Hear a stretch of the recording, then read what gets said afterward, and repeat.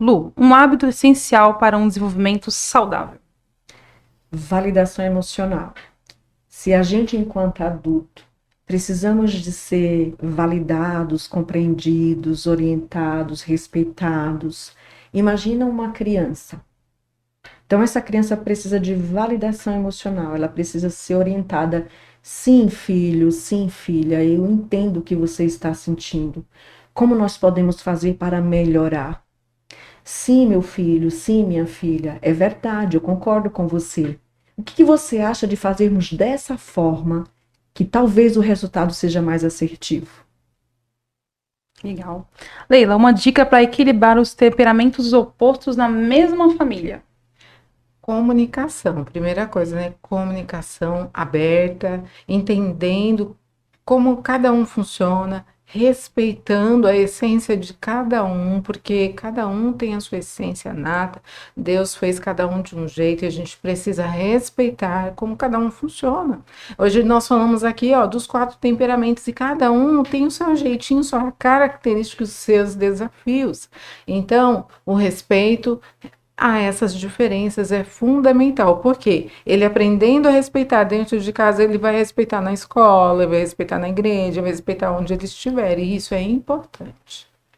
Muito bem. Lu, o que nunca pode faltar na educação infantil? Perfeito, Nath. Amor, limites e paciência.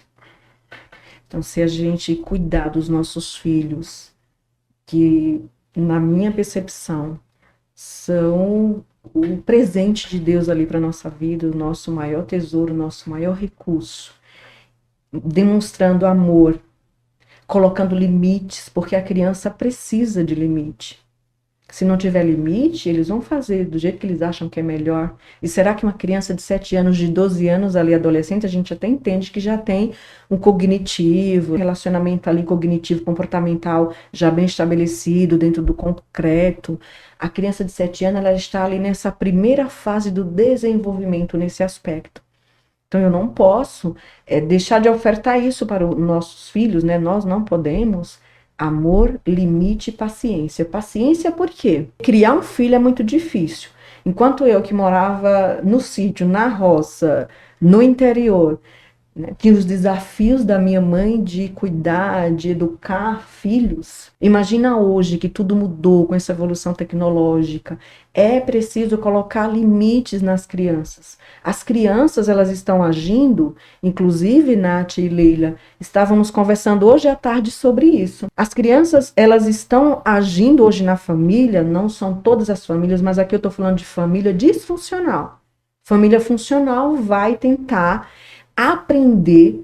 A gente não nasce sabendo criar filho. Não tem um manual ali dizendo assim, você nasceu, Lucy, Leila, Natiele, já pronta para criar e educar filhos. A gente não nasce, a gente vai aprendendo, desenvolvendo o hábito de ser melhores pais, de conduzir os nossos filhos para uma educação positiva, funcional e assertiva, que proporcione para eles qualidade e que eles também tenham capacidade de questionar. Imagine uma criança que não questiona, ela vai lá na rede social e tudo para ela é ok, ok, ok, isso eu posso, eu posso, eu posso. O perigo que essa criança não está correndo. Vocês viram agora recentemente aquele desafio de inalar aquela substância? A criança faleceu. O que nós estamos fazendo com os nossos filhos, que a gente está deixando eles sem limites, às vezes sem amor, e não tem nem paciência. Eu vou colocar na escola lá com 5 meses, porque eu preciso trabalhar, e eu deixo às 7 horas da manhã, e eu pego às 17 horas, e depois eu dou um banho, uma jantinha rápida, e coloco para dormir. E aí, qual é essa relação com essa criança, com esse adolescente? Então, a gente precisa rever urgentemente o nosso padrão de cultura familiar com relação à educação com os nossos filhos, de extrema relevância. Então, amor, limite e paciência. A gente fala assim, é difícil ser pais quando a gente nunca foi. E é fácil ser pais quando a gente também nunca foi. Que a gente fala, aquele filho ali é difícil demais, não queria não. É fácil ser pai, aqui foi fácil, dou conta. E eu atendo mães, em especial mães, que encontram dificuldades enormes na criação dos filhos, naturalmente é esperado. Eu não fui a mesma mãe quando ela tinha 1 ano, 5 anos, 10 anos, 15 anos, eu fui aprendendo, olhando como é que ela se comportava, o que eu precisaria melhorar, inserir na educação que agregasse valor para ela enquanto cidadã, que tem direitos e deveres na sociedade. Então a gente precisa olhar para os nossos filhos pensando na construção de uma sociedade.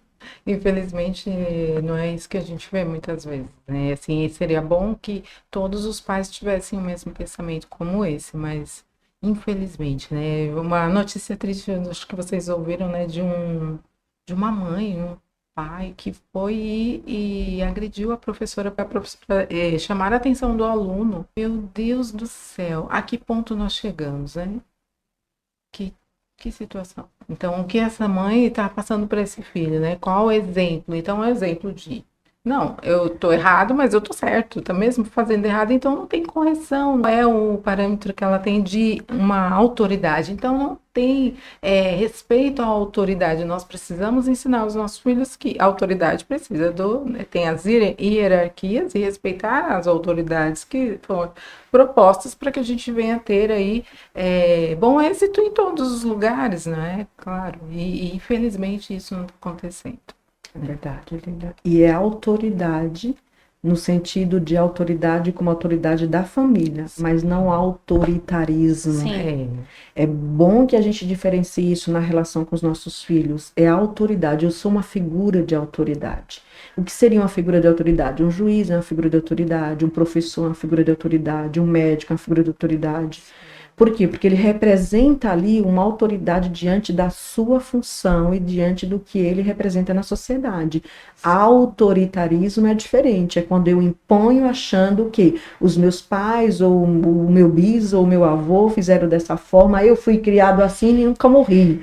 Essa fala é extremamente adoecedora. Sim. Como o colérico, ele tem a tendência de quê? De questionar as coisas. Então, os filhos que são coléricos, eles precisam, os pais precisam ensinar para esse filho que autoridade nós não podemos. Claro, você pode questionar, mas tem que ter o respeito. Na faculdade usa muito nessa questão de questionar, mas só que precisa ter o respeito. E se você não for trabalhando na criança desde pequenininha, né, filho, se ele retruca, porque é a tendência do colérico ficar retrucando, questionando, ele é questionador, ele gosta de questionar.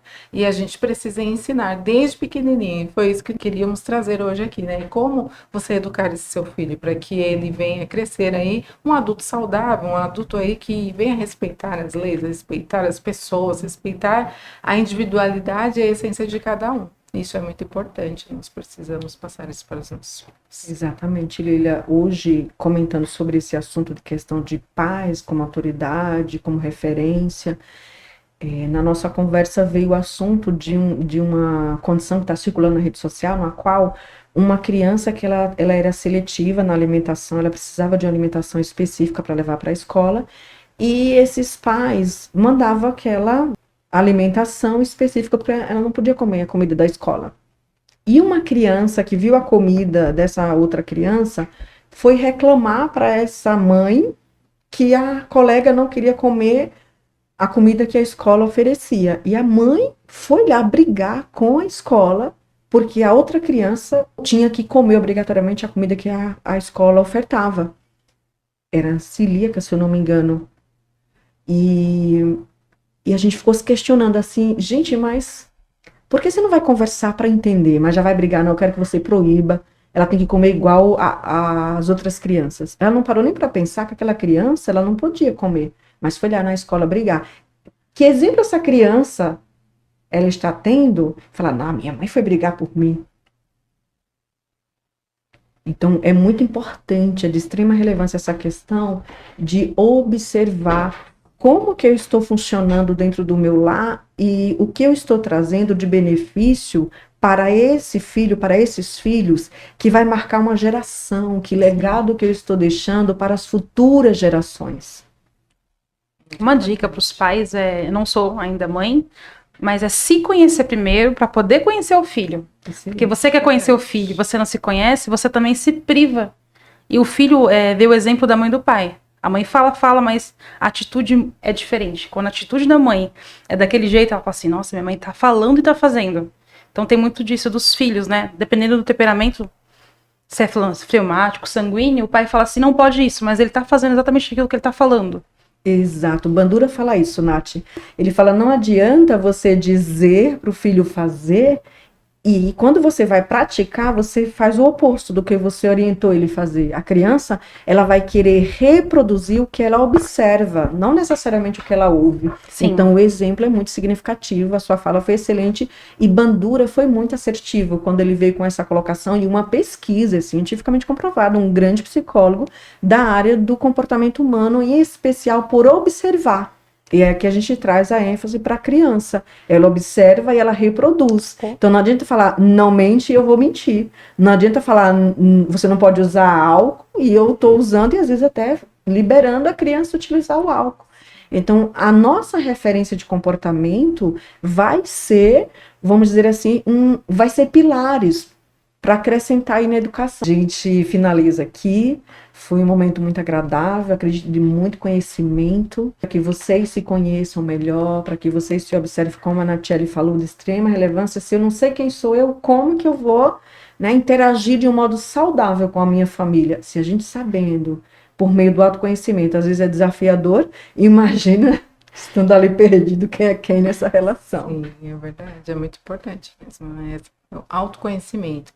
O autoconhecimento liberta e traz a harmonia para as famílias, né? As famílias se conhecendo, sabendo como um trata o outro, né? Esses dias na live uma seguidora falou, nossa, como foi importante saber o meu temperamento e saber o temperamento do meu marido e dos meus filhos hoje, quando eu comecei a trazer essa demanda para elas. E aí ela falou, olha, como mudou aqui, a rotina aqui em casa, mudou tudo. Eu falei, olha que legal, né, isso, muito bom. Perfeito, excelente.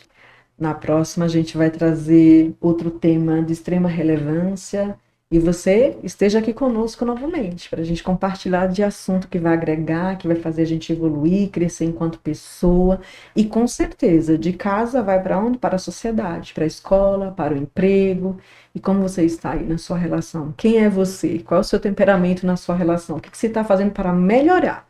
Porque uma vez que eu conheço o meu temperamento, é a minha natureza, é biológica. No entanto, não justifica eu permanecer dessa forma. Por quê? Porque vem a personalidade para dar aquela ajustada. Vem a espiritualidade, os princípios, os valores que a gente precisa, a partir desse conhecimento e desenvolvimento humano, ajustar a nossa natureza humana e ser melhores aí dentro desse aspecto do desenvolvimento humano. Então, um abraço, obrigada, Leila, Nathalie.